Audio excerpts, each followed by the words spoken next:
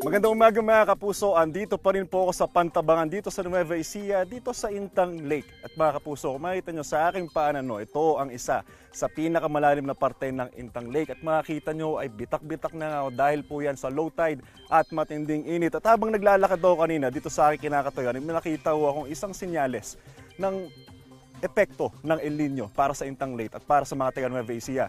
Dito po sa aking kaliwang paa, kung makikita nyo mga kapuso, meron ho ditong isda na natuyo na lang dahil sa tindi ng init at epekto ng El Nino. Sobrang laki pa niyan mga kapuso. Natuyot na lang siya. Samantala mga kapuso, nakataas po ngayon ang rainfall advisory sa ilang bahagi ng Mindanao. Ayon po yan sa Pag-asa. Ayon sa Pag-asa, apektado ang ilang bahagi ng Agusan del Sur, Surigao del Norte, Surigao del Sur, Zamboanga Sibugay at maging ang Zamboanga City. Asahan po ang malalakas na ulan sa mga nasabing lugar. Tatagal ang nasabing rainfall advisory hanggang 8:50 ngayong umaga. Kahit na may pag-uulan, maghahanda pa rin po tayo sa mainit at malinsaang panahon. Posibleng umabot sa 47 degrees Celsius ang heat index o damang init sa Dagupan, Pangasinan. 46 degrees Celsius naman sa Aparri, Cagayan at Aborlan, Palawan.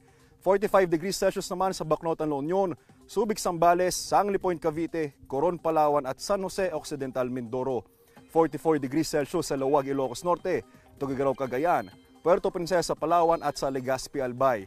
Posible namang umabot sa 43 degrees Celsius ang heat index sa Pasay City, Sinait, Ilocos Sur, Batac, Ilocos Norte, Etiagi, Isabela at Iba, Zambales. Gayon na rin po sa Muñoz dito sa Nueva Ecija, Tanawan, Batangas, Pili, Camarines Sur, Roas, Capiz at Dipolog, Zamboanga del Norte.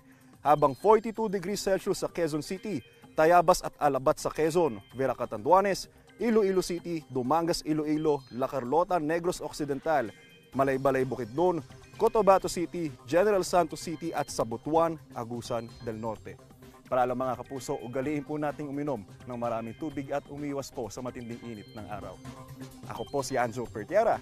Know the weather before you go. Para mag-safe lagi.